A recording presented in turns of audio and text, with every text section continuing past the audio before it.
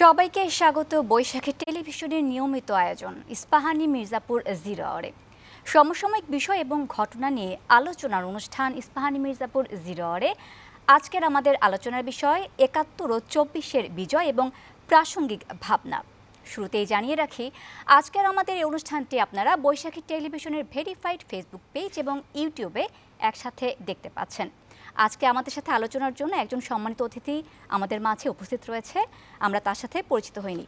আমার পাশে রয়েছেন সোহরাব হাসান, যুগ্ম সম্পাদক, দৈনিক প্রথম আলো। আপনাকে স্বাগত এবং কৃতজ্ঞতা। ধন্যবাদ। বিজয় দিবসের শুভেচ্ছা। আপনাকে শুভেচ্ছা। দর্শক, আমরা আলোচনা শুরু করব, তবে তার আগে দেখে নেব আজকের বৈশাখী টেলিভিশনের সংবাদ শিরোনামগুলো। মহান বিজয় দিবসে জাতীয় স্মৃতিসৌধে রাষ্ট্রপতি ও প্রধান উপদেষ্টার শ্রদ্ধাঞ্জলি। বৈষম্যমুক্ত অসাম্প্রদায়িক সমৃদ্ধ দেশ গড়ার প্রত্যয় সর্বসাধারণের। ২৫-এর শেষে অথবা ২৬-এর শুরুতে জাতীয় নির্বাচনের আভাস প্রধান উপদেষ্টার। জাতির উদ্দেশ্যে দেয়া ভাষণে অপশক্তিকে প্রতিহতে জাতীয় ঐক্যের আহ্বান। ঘোষিত সময়ের মধ্যে নির্বাচন করতে প্রস্তুতি সি। প্রধান উপদেষ্টার বক্তব্যকে স্বাগত বিএনপির। অর্জিত স্বাধীনতা ছিনিয়ে নিতে দেয়া হবে না, মন্তব্য জামায়াতের। মহান বিজয় দিবসে রাষ্ট্রপতির সংবর্ধনা। যোগদান সফররত তিমুর লেস্তের প্রেসিডেন্ট, ছিলেন দেশের বিশিষ্টজনেরা। এবং বিজয় দিবসে রাজধানীতে জাতীয় নাগরিক কমিটি ও বৈষম্য বিরোধী ছাত্র আন্দোলনের বর্ণাঢ্য শোভাযাত্রা। আগে ফ্যাসিস্টদের দোসরদের বিচার দাবি।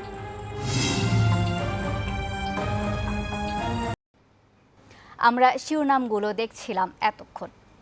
দর্শক, ৭১-এর গৌরবময় অতীত এবং সেই সাথে এবার যোগ হয়েছে জুলাই আগস্টের গণঅভ্যুত্থানের বিজয়। এই দুয়ের ধারাবাহিকতায় এবারে আমরা পালন করলাম আমাদের মহান বিজয় দিবস। আজকে আমরা এই দুই বিজয় নিয়ে কথা বলবো এবং সেই সাথে আজকের দিনের ঘটে যাওয়া প্রাসঙ্গিক বিষয়গুলো নিয়েও আলোচনা করব। সোহরাব হাসান, আপনার কাছে জানতে চাই, আমাদের দীর্ঘ ৯ মাসের রক্তক্ষয়ী মুক্তিযুদ্ধ এবং বিজয় আসলো ১৬ই ডিসেম্বর। ২৪-এও গণঅভ্যুত্থানের দেখলাম আমরা অনেক ত্যাগের মধ্য দিয়ে গেছি। এই যে ২৪-এর গণঅভ্যুত্থানের বিজয়, আপনার কি মনে হয় এর মাধ্যমে আমরা সাম্যের বাংলাদেশ তৈরি করতে কতটুকু সক্ষম হচ্ছি বা কতটুকু পারছি, বা আমাদের সাম্যের বাংলাদেশ তৈরির একটি সুযোগ তৈরি হলো কিনা আমাদের জন্য? ধন্যবাদ। প্রতিটি আন্দোলন, প্রতিটি সংগ্রামের সুযোগ তৈরি করে।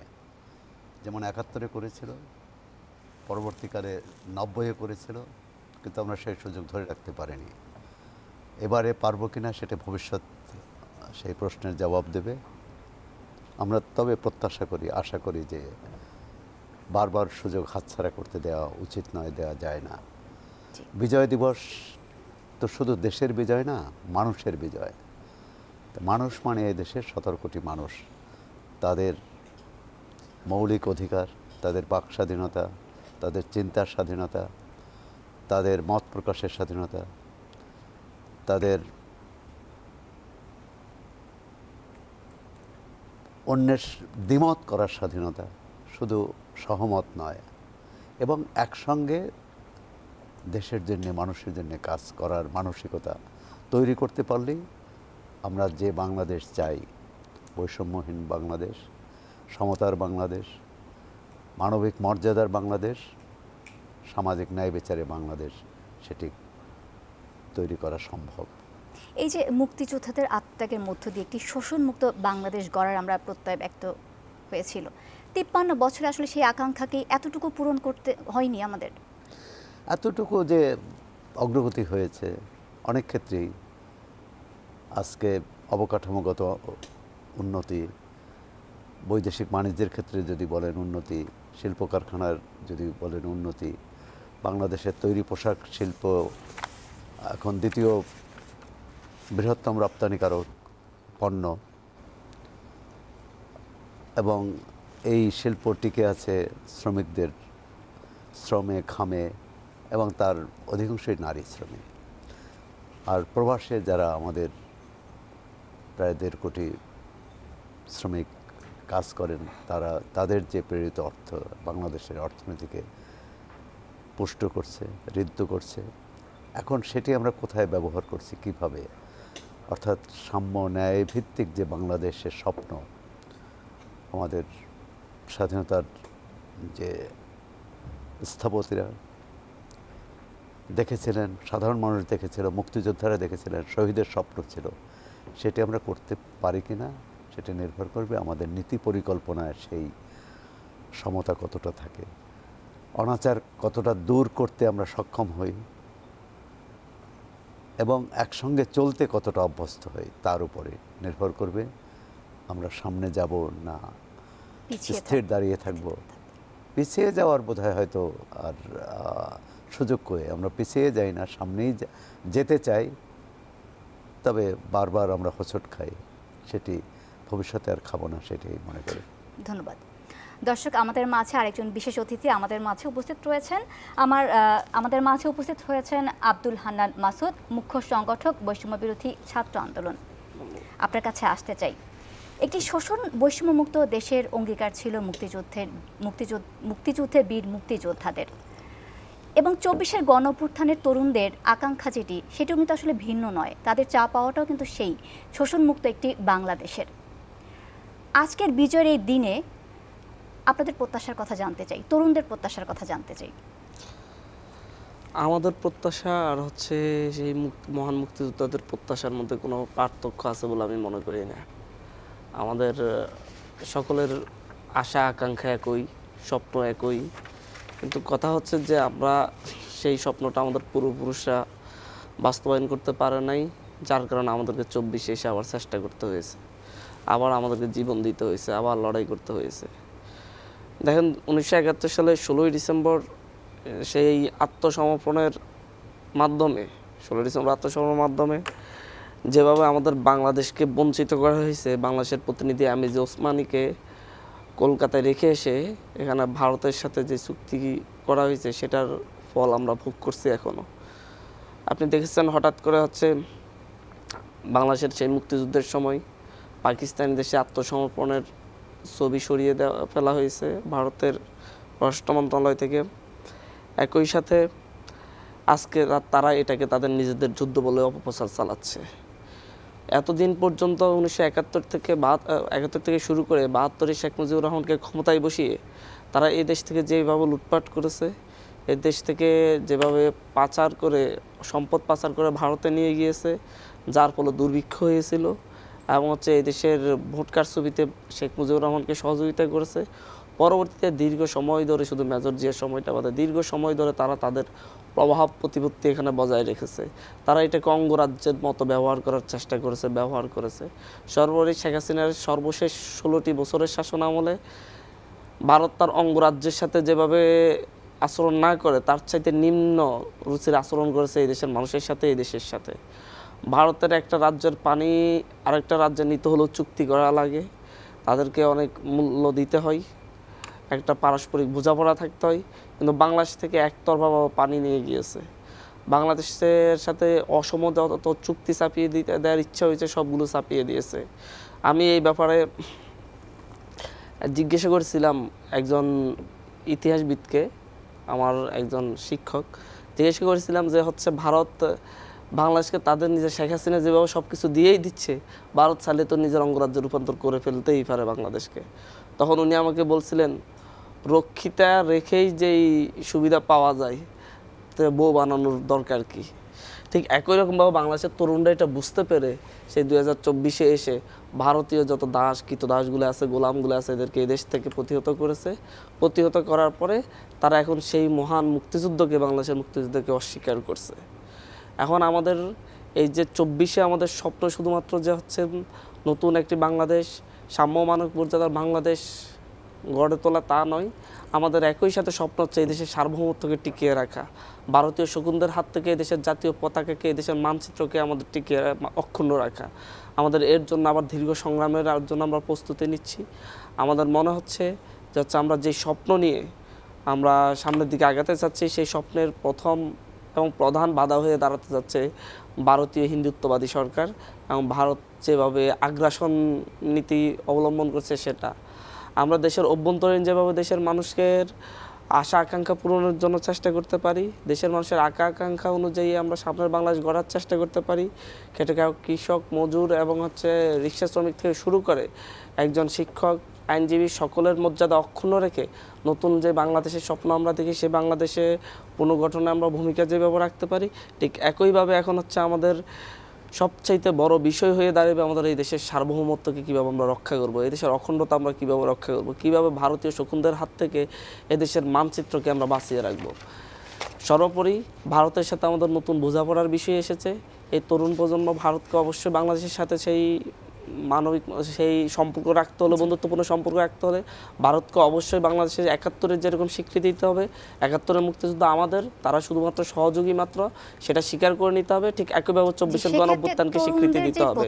সেই প্রত্যাশা পূরণে আসলে নীতি নির্ধারকরা তাদের কাছ থেকে কতটুকু সহায়তা আশা করেন বা তারা কিভাবে সহায়তা করতে পারে আপনাদের স্বপ্ন পূরণে? আমরা তো নীতি নির্ধারকদের কাছ থেকে সম্পূর্ণ সহযোগিতা আশা করি।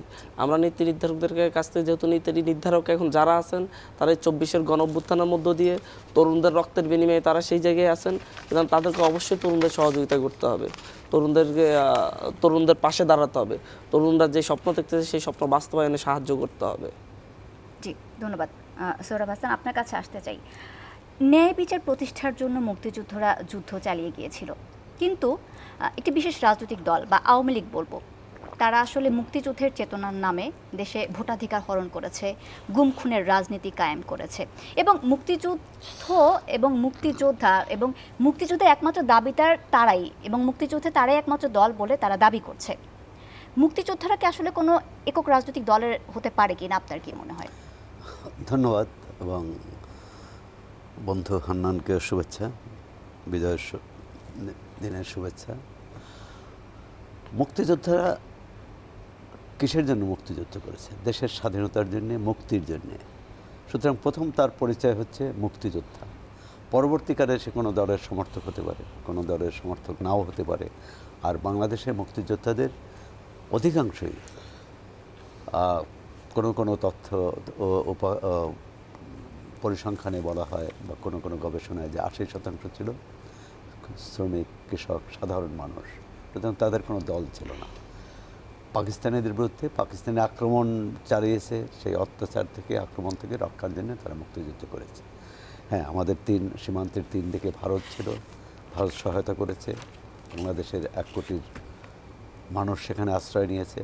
সব কিছুই ঠিক, আমরা সেটি স্বীকার করি যে ৭১-এ তারা সহযোগিতা করেছে। কিন্তু এর অর্থ না যে বাংলাদেশের সেই মুক্তিযুদ্ধের যে গৌরব সেটি এককভাবে ভারত দাবি করবে। ১৬ই ডিসেম্বর এটা সবাই জানে যে পাকিস্তানি সেনাবাহিনী, ইস্টার্ন কমান্ড আত্মসমর্পণ করেছিল বাংলাদেশ ভারত যৌথ কমান্ডের কাছে, এবং যৌথ কমান্ডের পক্ষে অরোরা চুক্তিতে সই করে, আত্মসমর্পণ চুক্তিতে। কিন্তু এটা যদি পুরোটা অস্বীকার করে, এটা যদি দেখানো হয় যে ভারত পাকিস্তান যুদ্ধ, মানে সেটা তো ইতিহাসকে অস্বীকার করা। এবং তারা এতদিন ভারতীয় নেতৃত্ব, ভারতের গবেষক, পণ্ডিত, বুদ্ধিজীবী, তারা এতদিন যা বলে আসছেন তার বরখেলাপ, তার বিপরীত। তা আমরা চাই যে ভারত তার এই কী বলে উপলব্ধি করবে সত্য। অরোরার সাথে আমার একাধিকবার দেখা হয়েছে, তার সাক্ষাৎকারও নিয়েছি। অরোরা কিন্তু সাক্ষাৎকারে বলেছেন, জেনারেল অরোরা, যিনি এই আত্মসমর্পণ দলিলে ভারতের বা যৌথ কমান্ডের পক্ষে সই করেছেন, তিনি বলেছেন যুদ্ধটা করেছে বাংলাদেশের মানুষ, আমরা সহায়তা করেছি মাত্র। সুতরাং এটি স্বীকার করতে হবে, এটা বাংলাদেশের জনযুদ্ধ ছিল, জনযুদ্ধে আমরা জয়ী হয়েছি, ভারত সহযোগিতা করেছে। কিন্তু আজকে যদি সেটি অস্বীকার করে, তাদের জয় যুদ্ধ বলে চালিয়ে নেয়, একটি আসলে প্রসঙ্গ কিন্তু আজকের দিনে ঘটে গেছে, সেই প্রসঙ্গে আসলে আমরা পরবর্তীতে কথা বলবো। জি না, পরবর্তীতে আর এটা এই অনুষ্ঠানেই তো পুরো বিষয়, যে যেহেতু এটি এসেছে। আপনি বলেছেন যে মুক্তিযোদ্ধারা কোনো দলের কি, এও ঠিক যে স্বাধীনতা যুদ্ধে যে নেতৃত্ব দিয়েছে যে দলটি, সেটা আওয়ামী লীগ। মুজিবনগর সরকার গঠিত হয়েছিল আওয়ামী লীগ নেতাদের নিয়েই। পরবর্তীকালে মানে ওই মুক্তিযুদ্ধের সময় মাওলানা ভাসানী, মনি সিং, মুজাফফর আহমদ, মনোরঞ্জন ধর, এদের নিয়ে একটু সর্বদলীয় উপদেষ্টা পরিষদ গঠন করা হয়েছে। সুতরাং ওই অর্থেও কিন্তু একটি সর্বদলীয় যুদ্ধ, গণযুদ্ধ। সুতরাং পরবর্তীকালে স্বাধীনতার পর আমরা চিত্র পাল্টে দেখলাম, এক পক্ষ স্বাধীনতাকে স্বীকার করল না, প্রথমত হচ্ছে ৭১-এ যারা যুদ্ধের বিরোধিতা করেছে, রাজাকার আলবদর তৈরি করেছে, সেটা স্বাধীনতা বিরোধী। আরেক পক্ষ স্বাধীনতাকেই মানল না, তারা মনে করলেন এটা স্বাধীনতা, আমরা দিল্লির নিকটে ছিলাম, এখন কি বলে আমরা পাকিস্তানে ছিল, এখন ইসলামাবাদের নিকটে ছিলাম, দিল্লির। এখন দিল্লির নিকটে চলে যাচ্ছি। আর সুতরাং এর বিরুদ্ধে যুদ্ধ করতে হবে, এবং সশস্ত্র যুদ্ধও শুরু করেছিল ৭২-এ। সুতরাং আমাদের বড় সমস্যা হচ্ছে বিভেদ, বিদ্বেষ, পারস্পরিক। এক দলের সঙ্গে আরেক দলের আপনি সম্পর্ক দেখুন, এক চিন্তাধারার মানুষের সঙ্গে আরেক চিন্তাধারার মানুষের সম্পর্ক দেখুন, এক মতের মানুষের সঙ্গে আরেক মতের মানুষ, কেউ কাউকে শেখাবে না। আজকে অবশ্যই ভারতের প্রধানমন্ত্রী যে বার্তা দিয়েছেন সেটি অবশ্যই নিন্দনীয়, প্রতিবাদ করি আমরা। কিন্তু আমাদের দেশের ভিতরেও তো এক পক্ষ অন্য পক্ষের অবদানকে স্বীকার করে না। তা প্রথমত হচ্ছে আমাদের জাতীয় ঐক্য তৈরি করতে হবে, এমনকি ভারতকে এটা বোঝাতে হলেও যে বাংলাদেশের মানুষ ৭১-এ যেভাবে ঐক্যবদ্ধ ছিল সেভাবেই ঐক্যবদ্ধ আছে। সুতরাং যা খুশি বলে বা যা খুশি করা যাবে না। এখন এক্ষেত্রে আমি মনে করি যে আমাদের ঐক্য হচ্ছে, ঐক্যের কারণেই কিন্তু ৭১-এ মুক্তিযুদ্ধে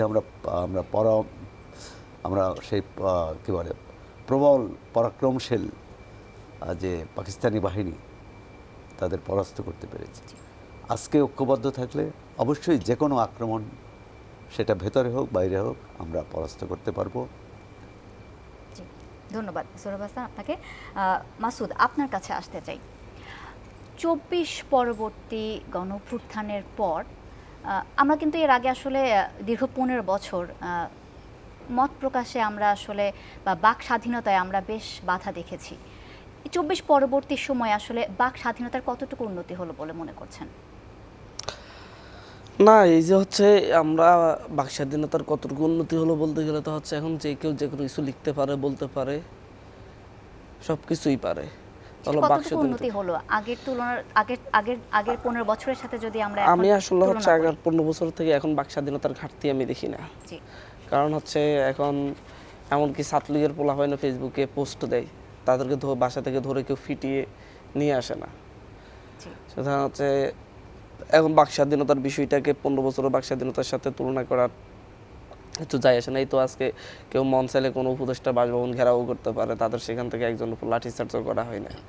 কেউ চাইলে অফিস ঘেরাও করতে পারে, প্রধান উপদেষ্টার বাসভবন ঘেরাও করেছে। মানে এগুলো এখন খুবই স্বাভাবিক প্রক্রিয়ায় আছে, এখানে বাক স্বাধীনতা নিয়ে প্রশ্ন ওঠার বিষয় না। আওয়ামী শাসনের সাথে এখনকার বাক স্বাধীনতার তুলনা করলে আওয়ামী সেই দুঃশাসনের সাথে আমার মনে হয় এটা না করাই ভালো এখন এই সময়ে এসে।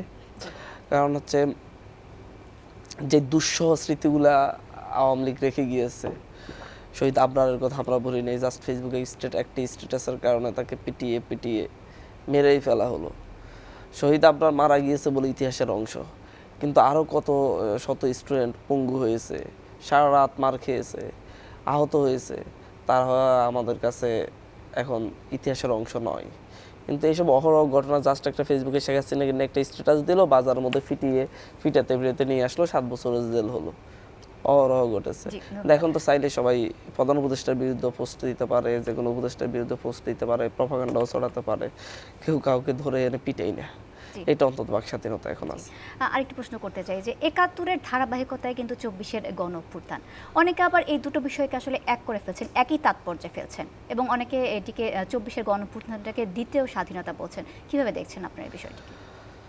দেখেন হচ্ছে আমাদের ইতিহাস আছে, শুধু ইতিহাস যে আমাদের ৫২ কিংবা ৭১ তা নয়, আমাদের ইতিহাস ১৭৫৭-র ইতিহাস রয়েছে, আমাদের ১৮২৩-এর ইতিহাস রয়েছে, শহীদ তিতুর বাঁশের কেল্লার ইতিহাস, আমাদের ১৮৫৭ সালে সিপাহী বিদ্রোহের ইতিহাস রয়েছে, আমাদের ১৯৪৭ সালে আজাদের ইতিহাস রয়েছে, ১৯৭১ সালে আমাদের স্বাধীনতার ইতিহাস রয়েছে, আর ২০২৪ সালে আমাদের মুক্তির ইতিহাস রয়েছে।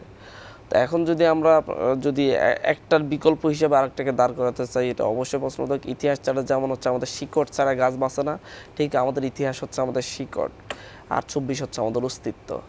আমরা ৪৭ আমাদের আজাদি, ৭১ আমাদের স্বাধীনতা, ২৪ আমাদের অস্তিত্বের প্রশ্ন। আমরা 47-এ ব্রিটিশদেরকে এই উপমহাদেশ থেকে খেদিয়েছি, 71-এ পাকিস্তানি হানাদার বাহিনীকে, এবং 24-এ ভারতের দালাল, এবং হচ্ছে আরও স্পষ্ট করতে হলে 71-এ আমরা নিজস্ব জাতিসত্তাকে প্রমোট করেছি, নিজস্ব জাতিসত্তা টিকিয়ে রাখতে পেরেছি পাকিস্তানি হানাদার বাহিনী থেকে হটিয়ে। আর 24-এ এসে আমরা আমাদের অস্তিত্ব বাঁচিয়ে রেখেছি ভারতীয় আগ্রাসন থেকে, ভারতীয় দালালদের থেকে। কারণ একটি আরেকটির সাথে রিলেটেড, কোনোটাই অস্বীকার করার মতো না, এবং হচ্ছে প্রত্যেকটাই আমাদের ইতিহাসের এক একটি উজ্জ্বল অংশ হিসাবে থাকবে। তো জি, ধন্যবাদ। আমরা আলোচনায় ফিরবো, তবে তার আগে একটা বিরতি নিয়ে আসবো। দর্শক, ইস্পাহানি মির্জাপুর 0 আওয়ারে একটা বিরতি নেব, আমাদের সাথেই থাকবেন।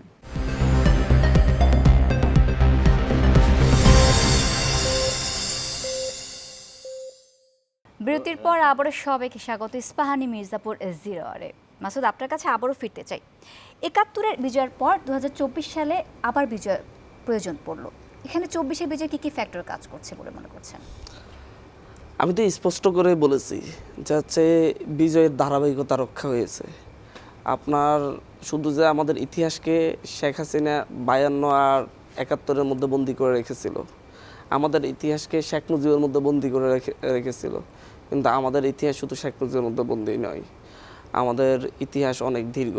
সেই ইতিহাস আপনার এই উপমহাদেশে মোহাম্মদ বিন কাসিমের ইতিহাস আছে। পরবর্তীতে আমাদের বাংলার যে সালতানাত ছিল সেই সালতানাতের ইতিহাস আছে, স্বাধীন সালতানাতের। সেখানে আমাদের ব্রিটিশরা যেভাবে আমাদের স্বাধীনতাকে দখল করে নিয়েছিল 1757 সালে, তারপরে আমাদের প্রথম সশস্ত্র লড়াই হয়েছে 1832 কি 33 সালে। আপনার সেটা আমাদের ইতিহাস, শহীদ তিতুমির আমাদের ইতিহাসের অংশ। আমাদের ইতিহাসের অংশ 1857 সালের সিপাহী বিদ্রোহের পাণ্ডে, সেই আমাদের ইতিহাসের অংশ। হোসেন শহীদ সোহরাওয়ার্দী, শেরে বাংলা কে ফজলুল হক আমাদের ইতিহাসের অংশ, তাজউদ্দিন আহমেদও বটে। তো আমাদের প্রতিটা ইতিহাসকে তারা ধুলোই মিটিয়ে দিয়ে একটা ফ্যাসিজম কায়েম করেছে শুধু শেখ মুজিবের নামের উপর।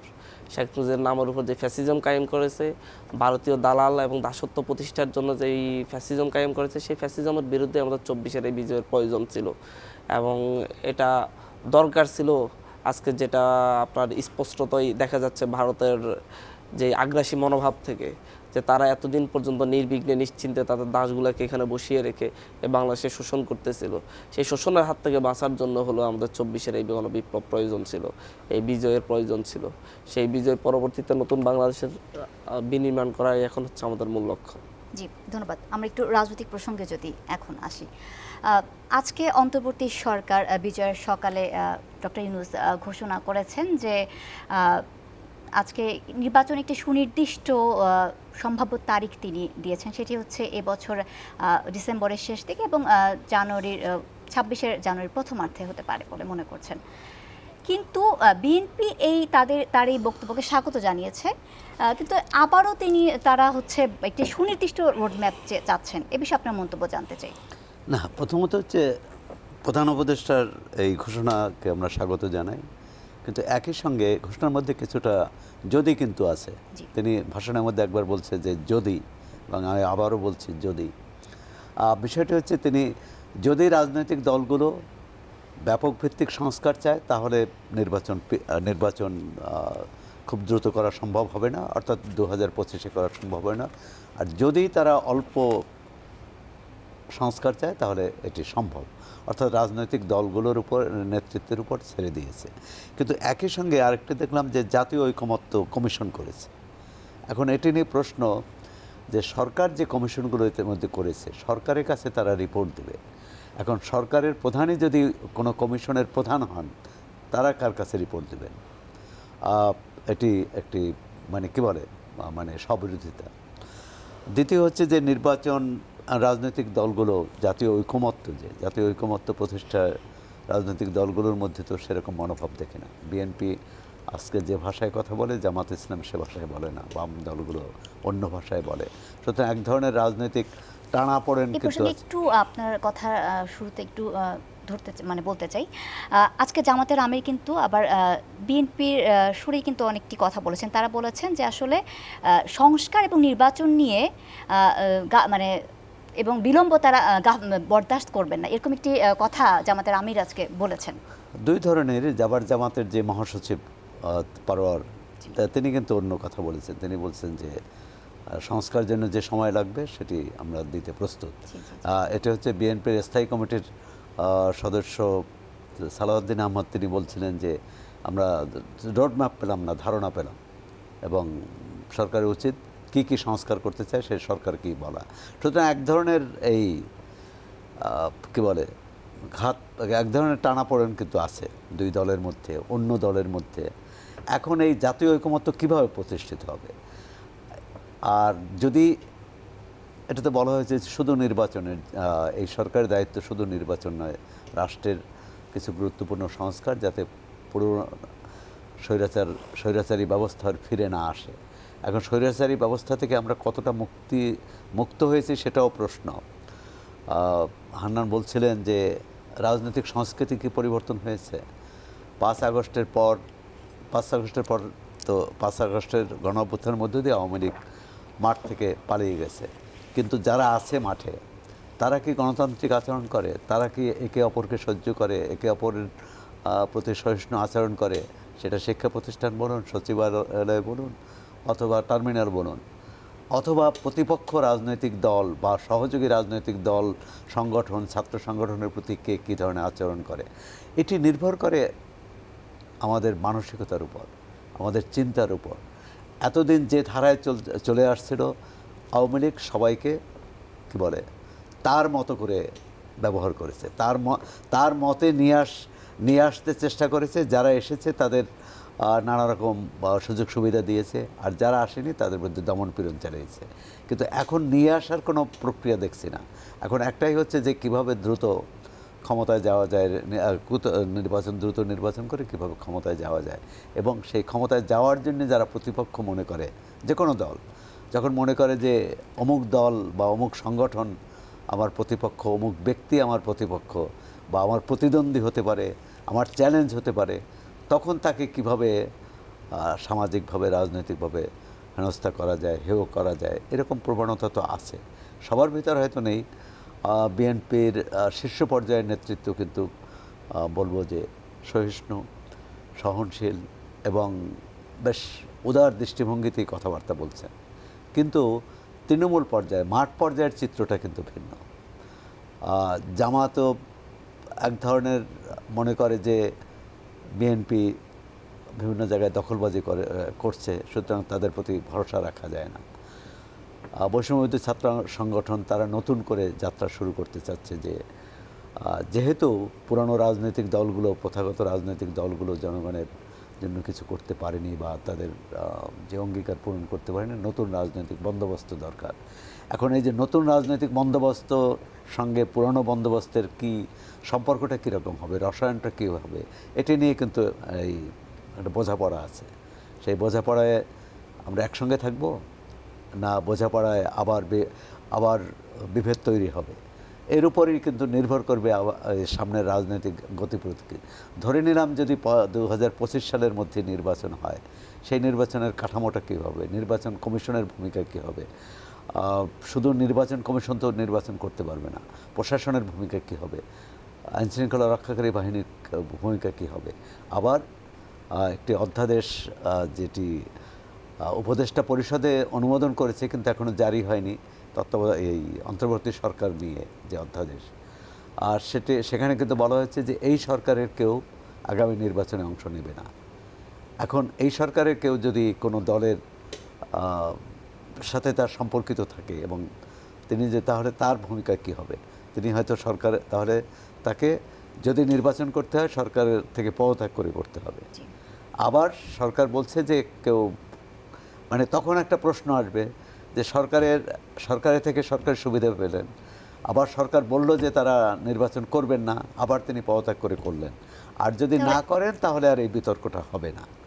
জি, ধন্যবাদ। আমরা আলোচনায় ফিরবো, তবে তার আগে একটা বিরতি নিয়ে আসবো। দর্শক, ইস্পাহানি মির্জাপুর 0 আওয়ারে একটা বিরতি নেব, আমাদের সঙ্গেই থাকবেন।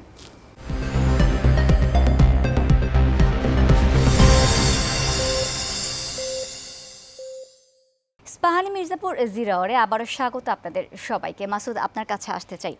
আজকে বৈষম্য বিরোধী ছাত্র আন্দোলনের নেতারা তারা বলেছেন যে আওয়ামী লীগের যতদিন পর্যন্ত বিচার হবে না ততদিন পর্যন্ত তারা আসলে নির্বাচনে যেতে দেবেন না সরকারকে। তাদের এই বক্তব্যের মধ্য দিয়ে আসলে কি বোঝা যাচ্ছে, নির্বাচনের যে ট্রেনটি চালু হয়েছে সেটি আসলে ধীর গতিতে এগোবই কিনা সামনের দিনগুলোতে? আরও বিষয়টা মনে হয় বৈষম্যবিরোধী ছাত্র আন্দোলন থেকে বলা হয় নাই, জাতীয় নাগরিক কমিটি থেকে বলা হয়েছে।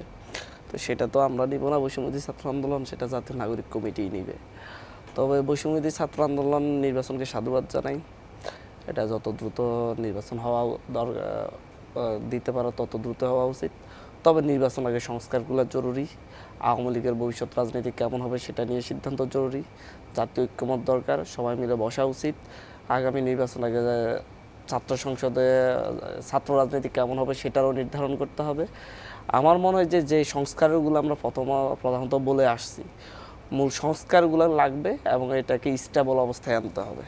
এবং সেটা যদি প্রধান উপদেষ্টা বা উপদেষ্টা যদি মনে করে আগামী 3 মাসের মধ্যে সম্ভব, আমাদের কোনো সমস্যা নেই। এটা যদি মনে করে 1 বছরের মধ্যে সম্ভব, তাতেও আমাদের কোনো সমস্যা নেই। যদি বলে যে 2 বছরে সম্ভব না কিন্তু তার আগে নির্বাচন দিয়ে দিব, তাহলে সেই জায়গায় আমরা বাধা দিব, সেই জায়গায় আমরা করতে দিব না। কারণ আমরা রাজনৈতিক দলগুলোর উপর ভরসা রাখতে পারছি না। রাজনৈতিক দলগুলো এসে আমাদের যে শহীদদের রক্ত, শহীদদের যে স্বপ্ন, সেই স্বপ্ন বাস্তবায়ন করবে বলে আমাদের মনে হচ্ছে না। অলরেডি আমরা তার প্রমাণ দেখতে পাচ্ছি, বিভিন্ন জায়গায় চাঁদাবাজি, দখলদারিত্ব দেখতে পাচ্ছি। আপনারা দেখেছেন যে চাঁদপুরে গতকালকে ছাত্রদের উপর কি নৃশংস হামলা চালিয়েছে একটি রাজনৈতিক দল। আজকে শহীদ মিনারে ফুল দিতে গিয়ে আপনার হামলার শিকার হয়েছে বরিশালে জাতীয় নাগরিক কমিটি। তাহলে আপনার কেউ কোনো একটা দল বা কোনো একটা ছোট সংগঠনের যদি একটু উঠতে চেষ্টা করে, দাঁড়াতে চেষ্টা করে, তাদেরকে প্রতিপক্ষ মনে হলে আপনি হামলে পড়বেন, পিটাবেন। তো এই মানসিকতা রাজনৈতিক দলগুলোর পরিবর্তন না হলে নির্বাচন দিয়ে কী হবে? এই জন্যেই বিষয়টা স্পষ্টতই আমরা নির্বাচন চাই, নির্বাচন অবশ্যই হবে। তবে রাজনৈতিক দলগুলো অভ্যন্তরীণ সংস্কার প্রয়োজন এবং রাজনৈতিক সংস্কার, রাষ্ট্রীয় সংস্কার সবগুলো একসাথে প্রয়োজন। এই সংস্কারগুলো 5 দিনের মধ্যে হলে 5 দিন পরে নির্বাচন হোক, আমাদের সমস্যা নেই। প্রধান উপদেষ্টা বা উপদেষ্টাদেরকে অবশ্যই নির্ধারণ করে দিতে হবে ওনারা কী কী সংস্কার আনতেছেন এবং ওনারা কেন মনে করতেছেন যে পরবর্তী নির্বাচন আগামী বছরের শেষ পর্যায়ে হলে বা হলে এই সংস্কারের পরে আমরা এতগুলো সংস্কার করে দিচ্ছি, এগুলোর পরে আগামী যেগুলো সরকার আসলেই সে চাইলেই বিরোধী দল মতের উপর নিপীড়ন চালাতে পারবে না। এরকম সংস্কার হলেই কেউ চাইলেই এই সংস্কারগুলো হলে কেউ চাইলেই গেস্টরুম গণরুম করতে পারবে না। এরকম নিশ্চয়তা চাই আমরা, নিশ্চয়তা দিন, নির্বাচন দিন, আমাদের তো সমস্যা নেই। কিন্তু আমাদের এটা নিশ্চয়তা দিবেন না। মন চাইলো রাজনৈতিক দলগুলো চাপ প্রয়োগ করলো, চাপের কাছে নথি স্বীকার করে যে ঠিক আছে নির্বাচন দিয়ে দিব। তাহলে 24-এর গণঅভ্যুত্থানে এতজনের জীবন দিয়ে আপনাদেরকে ক্ষমতায় বসানোর কী লাভ ছিল? কি হয়েছে? আজও হসপিটালে বেড়ে যারা কাতরাচ্ছে, যাদের হাত নেই পা নেই, তারা কি চাচ্ছে? তাদেরকে নিয়ে কথা হবে, তারা বলবে যে তারা কি চাচ্ছে, তারা সন্তুষ্ট কি না। তারা সন্তুষ্ট না হলে তাহলে নির্বাচন কীভাবে হবে? আহত আছে 22,000, তারা কথা বলতে হবে যে তারা সন্তুষ্ট কি না। আমরা যারা আন্দোলনের সম্মুখ সারিতে আমরা নেতৃত্ব দিচ্ছি, আমরা বলতে হবে যে আমরা সন্তুষ্ট কি না এই সংস্কারের উপর। এই যে সংস্কারগুলোর কথা বলছে, এই সংস্কার পর আগামী বাংলাদেশে আগামী প্রজন্ম তারা কোনো ধরনের হুমকি ছাড়াই তাদের রাজনৈতিক মতবাদ প্রকাশ করতে পারবে কিনা, কোনো ধরনের হামলা মামলা ছাড়াই তারা রাজনৈতিক কাজকর্ম করতে পারবে কিনা, মত প্রকাশ করতে পারবে কিনা, শিক্ষা প্রতিষ্ঠানে শিক্ষার্থীরা নিরাপদ থাকবে কিনা, এই নিশ্চয়তা চাই। এই নিশ্চয়তা যখন হবে তখনই নির্বাচন হবে। আওয়ামী লীগ আবার বাংলাদেশের রাজনীতিতে ফিরে আসার সুযোগ পাবে কিনা সেই নিশ্চয়তা আমাদেরকে দিতে হবে যে আওয়ামী লীগ আগামী রাজনীতিতে ফিরে আসার সুযোগ পাবে না, তাহলে নির্বাচন দিন, সমস্যা নেই। ধন্যবাদ। সোহরাব হাসান, আপনার কাছে আসতে চাই। আজকে বৈষম্য বিরোধী ছাত্র আন্দোলন এবং জাতীয় নাগরিক কমিটি তারা বলেছেন যে 1-2 মাসের মধ্যে একটি নতুন রাজনৈতিক দল গঠনের ঘোষণা তারা দিবেন। সে জায়গায় আসলে আন্দালিব রহমান পার্থ আজকে সন্ধ্যায় আরেকটি বক্তব্য দিয়েছেন। তিনি বলছেন যে কোনো দলকে ক্ষমতা আনার জন্য নির্বাচনকে বিলম্বিত করা যাবে না। তারই কথার মধ্য দিয়ে কী ইঙ্গিত পাচ্ছেন আপনি? মানে তিনি কি ভাবছেন যে আসলে কোনো সরকার কোনো একটি রাজনৈতিক দলকে ক্ষমতায় বসানোর জন্য নির্বাচনকে বিলম্বিত হতে পারে? না, এখন রাজনৈতিক মহলে নানা রকম আলোচনা চলছে এবং নাগরিক কমিটিতে ঘোষণা দিয়েছে যে তারা 2-1 মাসের মধ্যে একটি দলের নতুন দল করতে যাচ্ছেন বা নাগরিক কমিটি গঠনও সেই দল গঠনের প্রক্রিয়ার অংশ। এখন আন্দালিব রহমান পার্থ তিনি একটি দলের প্রধান, তার এবং আন্দোলন সংগ্রামে ছিলেন, তিনি নিজেও জেলে গেছেন। এখন তার কোন কিসের ভিত্তিতে বলেছেন আমরা জানি না। তবে এক ধরনের তারা তো মনে হয় যে যারা প্রচলিত রাজনৈতিক দলগুলো তাদের মধ্যে একটা ভয় আছে যে নতুন দল হলে তাদের অবস্থান কি হবে। এখন একটা যদি এই ভয় যদি থাকে যে সরকার, যারা অন্তর্বর্তী সরকার বা প্রশাসন বা আইনশৃঙ্খলা রক্ষাকারী বাহিনীর সহায়তা করে কোনো দল করবে, মানে তাদের সহায়তায় দল হবে, তাহলে সেটা হচ্ছে এক ধরনের শঙ্কা। আর যদি নতুন রাজনৈতিক শক্তি আসবে তাকে ভয় পাই, তাহলে আরেকটা। আমি বলছি দ্বিতীয়টা কোনোভাবেই গ্রহণযোগ্য নয়, যে নতুন কোনো প্রতিদ্বন্দ্বী আসবে তাকে গ্রহণ না করা বা তাকে তার বিরোধিতা করা। সবাই গণতান্ত্রিক সমাজে সবারই নির্বাচনে অংশ নেওয়ার, প্রতিদ্বন্দ্বিতা করার অধিকার আছে। হ্যাঁ, কিন্তু যে রাজনৈতিক মহলে একটি কথা প্রচলিত আছে বা নানা মহলেই শোনা যাচ্ছে, এমনকি সরকারি মহলেও, যে নতুন দলের, যেটি আমরা সেনা সমর্থিত সরকারের সময় দেখেছি, কিংস পার্টি, মানে সরকার সমর্থিত, সরকারের পৃষ্ঠপোষকতায় পার্টি, কিন্তু ওই সরকারের যে উদ্দেশ্য এবং এই সরকারের উদ্দেশ্য এক নয়।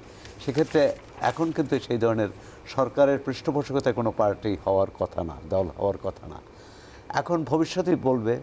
সুতরাং এটি নিয়ে এত উদ্বিগ্ন হওয়ার কারণ নেই যে নতুন একটা দল ঘোষণা হচ্ছে, যে কাউকে ক্ষমতায় বসানো। ক্ষমতায় কীভাবে বসাবে?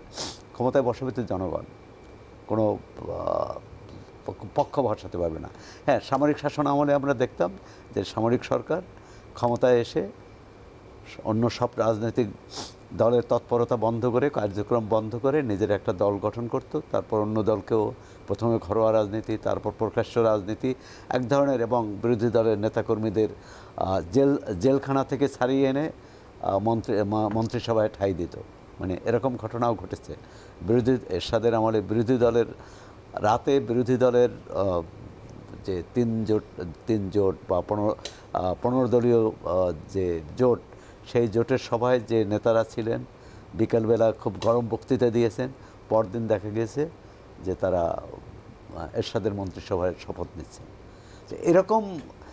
এরকম অভিজ্ঞতার মধ্য দিয়েও কিন্তু আমরা গিয়েছি। সুতরাং সেটাও রাজনীতিতে যে নতুন বন্দোবস্ত বা নতুন সংস্কৃতি আনার কথা বলছে, সেখানে কিন্তু এটি হওয়ার কথা না। যদি কারো চিন্তায় থাকে, আমি মনে করি সেটা পরিহার করা উচিত। আর এটা নিয়ে হয়তো ভয় পাওয়ারও কিছু নেই যে নতুন দল আসলে কারো সমস্যা হবে। নতুন দল যে কেউ করতে পারে। আমরা তো বাংলাদেশে অনেক দল দেখছি, এক দল ভেঙে 2 দল হয়েছে, 3 দল হয়েছে, 4 দল হয়েছে। জাতীয় পার্টি এখন অনেকগুলো শাখা, জাসদের এখন অনেকগুলো শাখা। সুতরাং আওয়ামী লীগও এক সময় 2টি 3টি আওয়ামী লীগ ছিল। সুতরাং আবার তারা তাদের প্রয়োজনে এক হয়েছে। এখন ভবিষ্যতে বিএনপিও একাধিকবার ভেঙেছে। তা আমি মনে করি যে এই গঠন, কিন্তু হান্নান যে কথাটি বলেছেন সেটা গুরুত্বপূর্ণ, যে রাজনৈতিক দলগুলো পরিবর্তন হচ্ছে কিনা, নিজেদের সংস্কৃতি পরিবর্তন করছে কিনা, মানসিকতা পরিবর্তন করছে কিনা, তার দলের নেতাকর্মীদের পরিবর্তন করছে কিনা, সেটি জরুরি। জি, ধন্যবাদ মাসুদ। আমরা অনুষ্ঠানের শেষ পর্যায়ে চলে এসেছি। আপনার কাছে কিছু সংক্ষেপে জানতে চাই। আজকে ভারতের প্রধানমন্ত্রী নরেন্দ্র মোদী একটি টুইট বার্তা দিয়েছেন। এটি আসলে এখন সবার মুখে মুখে। তিনি আসলে আজকের বাংলাদেশের বিজয়কে ভারতের বিজয় হিসেবে আখ্যা করছেন। এই যে একটি রাষ্ট্রপ্রধানের বক্তব্য, এটিকে আসলে তার এই বক্তব্যের মধ্য দিয়ে আসলে বাংলাদেশের ভূখণ্ডকে সরাসরি অস্বীকার করা হয় কিনা, কিভাবে দেখছেন এটিকে? দেখেন, ভারত এটা সাহস পেয়েছে। আপনাদের মনে থাকার কথা, 2 বছর আগে যখন ভারতের জাতীয় সংসদের নতুন জাতীয় সংসদ ভবন উদ্বোধন হয়, সেখানে ভারত তাদের নিজেদের মানচিত্রে আমাদের বাংলাদেশের মানচিত্র যুক্ত করে নেয়। এইবার পাকিস্তানের মানচিত্র যুক্ত করে, আশপাশে আরও 2-1টা রাষ্ট্রের মানচিত্র যুক্ত করে। সেখানে সব দেশ প্রতিবাদ জানালে হাসিনা সরকার প্রতিবাদ জানায়নি, এই ব্যাপারে কোনো পদক্ষেপ নেয়নি। ঠিক সেই সাহস থেকে আজকে এসে সে আমার মুক্তিযুদ্ধকে অস্বীকার করছে। এর মাধ্যমে তারা আসলে বাংলাদেশের সাথে সম্পর্ক রাখতে চাচ্ছে কিনা সেটা নিয়ে প্রশ্ন আছে।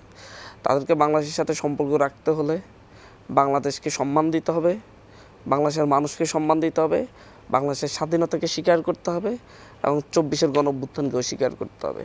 তাদেরকে অবশ্যই স্বীকার করতে হবে যে 47 হয়েছে দেশভাগ, ভারতে তাদের অত্যাচারের কারণে 47-এ দেশভাগ হয়েছে। 71-এর মুক্তিযুদ্ধ হয়েছে পাকিস্তানি হানাদার বাহিনীর বিরুদ্ধে, এই দেশের জনযুদ্ধ ছিল, এই দেশের সাধারণ মানুষ অংশগ্রহণ করেছে। ভারত শেষ কয়েকদিন এসে যুক্ত হয়েছে যখন বাংলাদেশের স্বাধীনতা প্রায় নিশ্চিত ছিল। তাদেরকে স্বীকার করতে হবে যে হচ্ছে 24-এর গণযুদ্ধ হয়েছে, 24-এর লড়াই হয়েছে। তারা যে দালালগুলোকে বাংলাদেশের মসনদে বসিয়ে তাদের শাসনভার এই দেশের মানুষের উপর চাপিয়ে দিতে চাইছে সেটার বিরুদ্ধে। এইসব স্বীকৃতি না দিলে তাহলে হচ্ছে ভারতের সাথে আসলে বাংলাদেশের বন্ধুত্বপূর্ণ সম্পর্কের প্রশ্নই উঠে না। এই মুহূর্তে আসলে সরকারের কি পদক্ষেপ নেওয়া উচিত বলে আপনি মনে করছেন? সরকারের পদক্ষেপের চাইতে আমি মনে করছি এই দেশের মানুষের পদক্ষেপ। এই দেশের মানুষ যে পদক্ষেপ নেবে সেটা সরকারকে সাহস যোগাবে। এখন এই সরকার তার মতো যেন সরকার নেই, সরকারকে অবশ্যই এর কঠিন প্রতিবাদ জানাতে হবে।